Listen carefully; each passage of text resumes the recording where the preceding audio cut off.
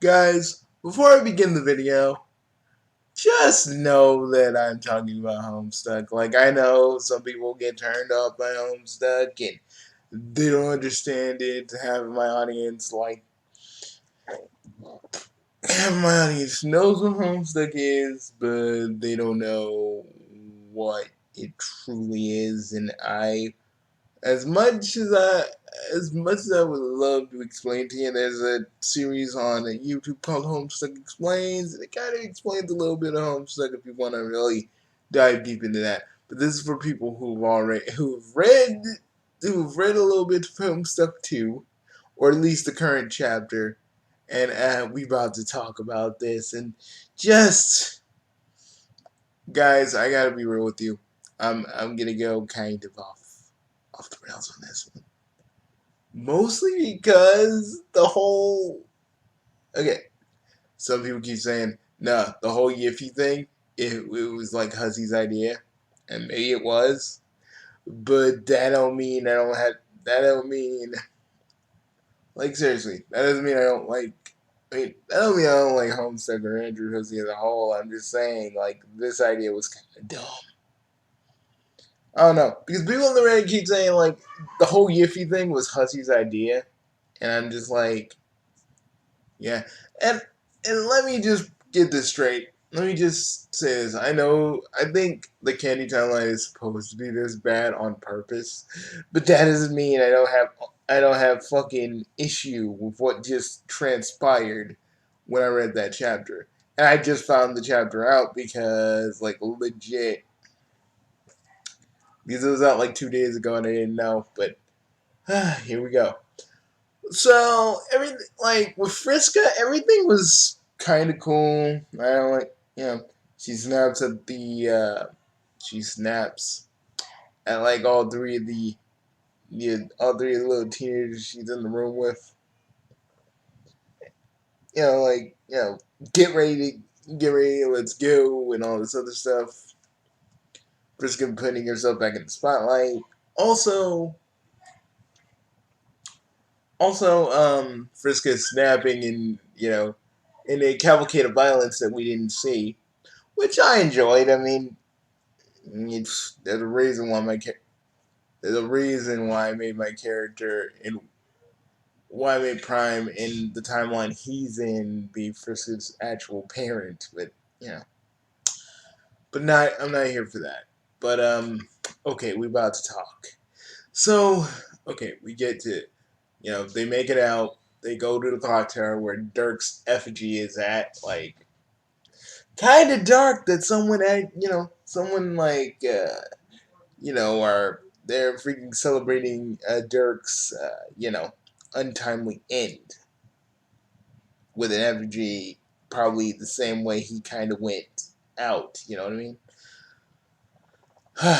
But I gotta tell you, I was just unimpressed with this chapter because like the Friska stuff was good, albeit people really wanting to glorify Friska, but that's a different story altogether.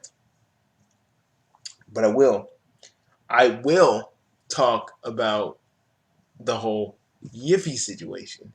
So I was like, okay, there must be like somehow Jade must have had a daughter or a son via ectobiology because we all know she can't have children because well y'all know like anyways who's read the epilogues, y'all know what I know about what happened there.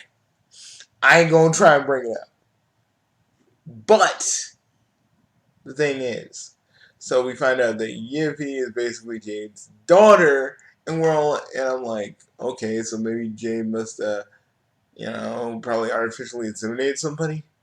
Then it turns out that Rose basically cheated on Kanaya. So I'm sitting there reading this, and I'm just like, Rose, how could you? That was your wife, and you just went like, gotta go try out the dog sausage. And I'm just sitting there just reeling because I was like, okay, maybe she just maybe like, and then she was artificially, maybe she was inseminated just with how it goes in real life. No, no, no, no, no, no, no, no, no, no, no, no. Let me explain something to you. Rose took the knot. Rose took the knot. Rose took the knot. For those of you that don't know, I'm not gonna explain that little tidbit to you. If you've ever been on my channel and you've ever seen nightlife or any of the stuff I do, you would understand what I'm saying right now. But for those who do, yeah, I'm still a little bit ticked off. Now, okay, reeling back from that, John's the one asking the questions like, how does this happen? How does this everything? It's like, and like, John's like, are you? Because John was trying to listen, but John's like, Jade, are you ready? And like, Jade is like, no, John, I'm not pregnant. Why would you ask that? I'm like, he don't know. He kind of was MIA for a while, guys.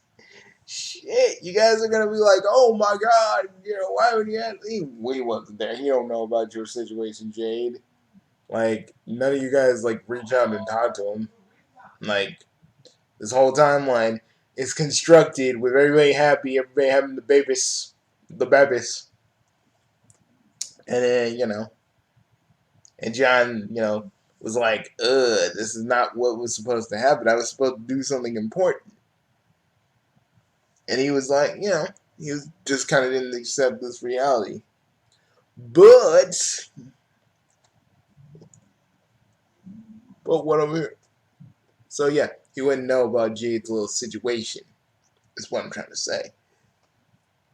But yeah, Rose basically took the nuts, and Jade and Rose had a secret child.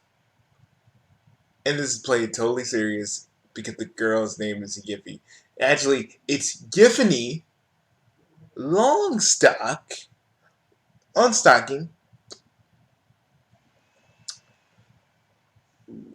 Lalonde Harley. Which I'm like, do you want the girl to hate herself? Because her name is basically Yif. God, I can just imagine all the furry jokes she'd have to deal with in fucking school. God dang. Her life must be a cavalcade of furry jokes. People people freaking people freaking saying shit with fursuits and everything. It's like, oh my god. Like, you think about that. And then you think about the fact that they were just like, John, you're being kind of moron. You should already know this. And he doesn't. So, but they say this around the three teenagers that just ran from Crocker Goons and paparazzi. So they're already feeling. So they're like on an adrenaline high, and then they find this crap out, and then Frissy finds out that she has a sister, and her name is Yiffy. So, you know, I'm still, I know it's stupid to be angry about this. I know, but when you know these characters as long as I have, it's just kind of maddening, man. It's rage inducing to me. I know the Candy timeline is supposed to be that way. I think that's what it's really supposed to be. It's supposed to be the equivalent of all the bad fan fiction rolled into one. But even though I understand that, that doesn't mean I like it. That doesn't mean I like it. Like, the Candy timeline was giving me hope for what could happen. Cardcat's like running a rebellion against Jane. Mina's there for weird reasons, and we got Friska back. So I'm like, okay, maybe I can get in this. But when and I was kidding into it when Harry Anderson and John were having a talk and talking about the God Tier outfit, and don't even get me started. Like, John can't really remake his gotcha outfit. It's like from what the description says, it's like a grown man wearing little kid pajamas. Like, did anybody ever tell like Harry Anderson that's what he wore when he was like, reshaping the universe? Like, I wonder how much Harry Anderson actually knows about what went on. You know, I think about that sometimes, and I'm really trying to get off of the fact that freaking Rose took the knot. But the crowning jewel on this whole entire thing, the crowning jewel of why this ain't even funny and not even close to being remotely serious all at the same time. Kanaya. Kanaya doesn't get angry. She's like A-okay with this. She is perfectly fine. Like, we all know when Kanaya gets angry, she gets angry. Like in the Meat timeline when Dirk basically takes Rose. She's like raged induced. She can't even hold on to herself. She is that angry. So y'all can't tell me. Y'all can't literally sit there and tell me that Kanaya wouldn't be angry that her wife basically cheated on her and took the dog knot. Took the knots, folks. And I'll say that again because the very fact that this is a thing still makes my skin, still makes me kind of uncomfortable. It kind of makes me want to punch. Kind of makes me want to go, why is this a thing? Why can Yiffy just be like an adopted kid? And the response that they had for that was basically, since you know Jade, Dave, and Carcat were like this thing which made everybody uncomfortable. They weren't really going to give them kid. They weren't really going to give them a kid. The fact that everybody was having babies, Jade wanted that for herself.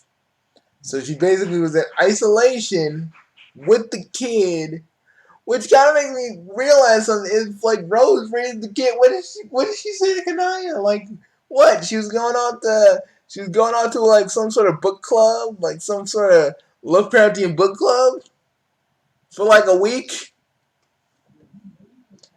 Like, and like Rose just gave me the whole like she gave us all like, nah, it was purely physical, nothing more. I'm like,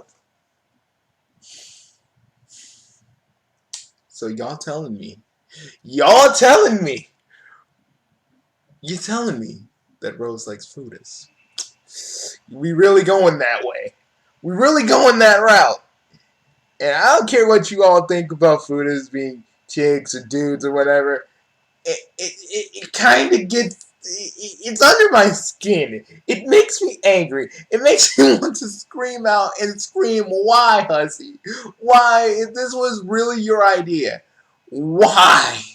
Why? I'm like freaking Mrs. Puff right now. Oh, Andrew Hussey, why? Yeah, I'm making jokes right now because it's the only thing that's keeping me. It's the only thing that's keeping me sane right now. Oh dear Lord. I don't know what the candy timeline is gonna hold, but at this point, I don't know. I kind of don't care. I'm still probably gonna read it because I'm wondering how crazy this shit is gonna go. I want to go back to the me timeline so fucking bad right now. Like, you can't, you like, no amount of Friska being cool is gonna save the me timeline for what I just heard. Oh my god. Like, it was just handled. It was such an exposition dump, and it was just, we don't even see Kanaya's reaction to all this because she's all like, "Oh, we dealt with this off screen, and I'm perfectly okay." Like, Kanaya, is that really you? Is that really the troll rainbow drinker I know that freaking sliced Aridin in half, who was that angry and who wanted to fucking murder Gamzee? Oh my god, man. It's just so the Candy timeline is so like it has good moments. Don't get me wrong, but it's so bad fan fiction. It hurts, and that comes from a guy who's a fanfic writer. It hurts. Just dealing with this whole entire thing. It just hurts me, man. It fucking hurts. And at this point, I'm just like, you know what? Whatever happens, happens. I'm just gonna rate it. But I wanted to bring this to you guys' attention. I mean, I get it. I think at this point, the Candy timeline is just trying to be shocked, for the sake of shock. And at this point, I'm done. I'm fucking like, I'm not gonna complain anymore. I'm just gonna be like, okay, show me how crazy you can get. Show me how far and chaotic this little rabbit hole of yours can get. Because fuck it. Just fuck it. That's all I gotta say. Just plain fuck it. Guys, I'm sorry that this video is me just going completely ham, but I can't take. The whole Candy Timeline thing, the whole chapter, the update, it had good moments, man. But then it had to freaking cap off with the fact that Rose took the nut. And Jade being like super duper like dog turned on all the time, that kind of makes sense to me because she's part dog. But like, dude, why would Rose agree to that? Why didn't they use ectobiology? Why wasn't ectobiology on the table? Like, explain that to me. Really, like, explain that shit to me. Just give me an explanation. Like, what? Do they limit how many people can do ectobiology now? Is that a thing? Is it outlawed? We don't know. I'm done. And I don't expect Andrew Hussey to like answer me or anything. He'd probably be like, dude, you're tripping out about this for no reason if I ever did get an answer from him. But I don't know. To me, just don't. I'm just kind of upset. And I really just want to go back to the meat timeline now. Where things made sense. Where characters had a goal. Not this shit. Although I am pretty excited for like John to have a like god tier redesign. Oh my god. But anyways, I'm gonna go. And I'm gonna go play some retro games and calm myself down. Because fucking god. Just God. Peace, everybody. I need me some time. I need some time to really just process this. I'm still processing it. See you guys later. Peace.